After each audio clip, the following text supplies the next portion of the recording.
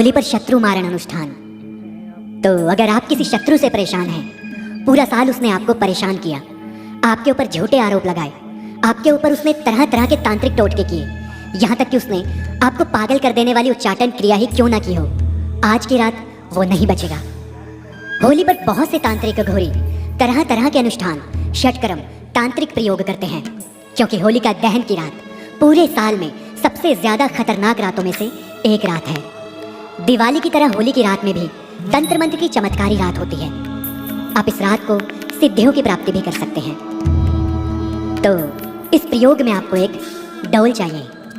मैं ये प्रयोग किसी का करने आया हूँ, तो आप सबसे पहले सिंदूर से एक भैरवी चक्र बना लीजिए और उसके बीचों बीच आप इस डोल को लिटा दीजिए। आप ध्यान से देखिए, आपको एक ऐसी ही डोल बनानी है, और अगर आपके पास नहीं है तो आप हमसे भी मंगवा सकते हैं। आपको इस डोल को अपने शत्रु का नाम देना है। मन में ये क्लियर रखना है कि आपके सामने आपका शत्रु लेटा है, और उसके बाद आप एक नींबू काटकर उस पर 2 लौंग डालकर उसके पास रखें। आपको इसी भांति ही नींबू को काटना है और उसके बीचों बीच इसी भांति 2 लौंग डालकर आपको डोल के पास रखना है, और आप 5 पिन लेकर अपने शत्रु में चुभाइए। आपको ये 5 पिन अपने शत्रु के दिल की जगह पर चुभानी है, और हर एक पिन चुभाते समय इस मंत्र का जाप करना है। ओम ह्रीम श्रीम कीलक त्रिपुर भैरव त्रिपुर वीर मम शत्रु। आपको यहाँ पर शत्रु का नाम लेना है, पीड़ा कुरु कुरु स्वाहा।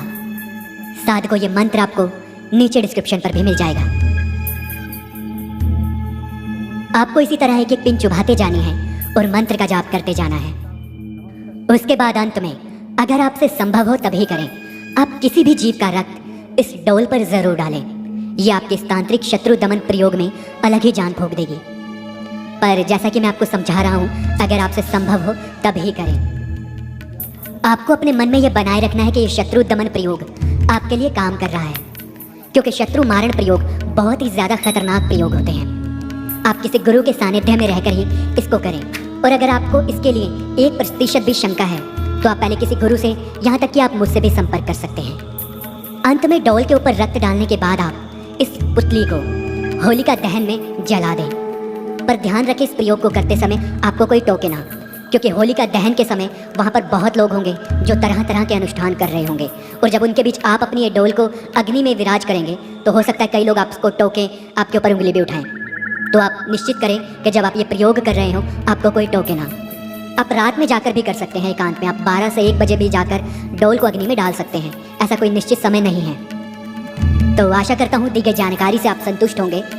आप शत्रु प्रयोग और शत्रु मारण क्रिया अगर वाकई में करना चाहते हैं तो होली की रात को बिल्कुल भी खराब मत करें। शत्रु मारण ही क्यों, आप चाहें तो कोई भी वशीकरण क्रिया, चाहे आप किसी को अपने वश में करना चाहते हैं, अपने घर में सुख शांति चाहते हैं, या कोई भी तांत्रिक क्रिया, यहाँ तक कि सिद्धि प्राप्त करना चाहते हैं, तो भी इस रात को खराब मत जाने दें। तो आशा करता हूँ दी गई जानकारी से आप संतुष्ट होंगे। धन्यवाद। राधे राधे।